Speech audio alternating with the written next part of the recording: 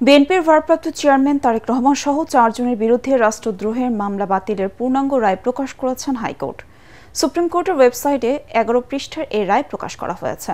গত ৩১ অক্টোবর তারেক রহমান সহ ৪ জনের বিরুদ্ধে দায়ের করা রাষ্ট্রদ্রোহ মামলার কার্যক্রম বাতিল করে তাদের খালাস দেন হাইকোর্ট। ২০১৫ সালের ৫ জানুয়ারি লন্ডন থেকে তারেক রহমানের দেয়া বক্তব্যে ২১শে টিভি সরাসরি সম্প্রচার করলে তারেক রহমান সহ ৪ জনের বিরুদ্ধে তেজগাঁও শিল্পাঞ্চল থানায় এই মামলা করা হয়। তদন্ত শেষে ২০১৭ সালের ৬ সেপ্টেম্বর আদালতে অভিযোগপত্র জমা দেয় পুলিশ। এরপর অভিযোগ গঠন করে বিচার শুরুর আদেশ দেয় আদালত। পরে অভিযোগ গঠনের বৈধতা চ্যালেঞ্জ করে হাইকোর্টে আবেদন করা হয়। অপরাধ ছিল কেন জনাব তারেক রহমান সাহেবের বক্তব্য লাইভ টেলিকাস্ট করা হলো। এই অপরাধের কারণে ক্রিমিনাল মামলাও না, ছোটখাটো রাষ্ট্রদ্রোহী মামলা দায়ের করলেন।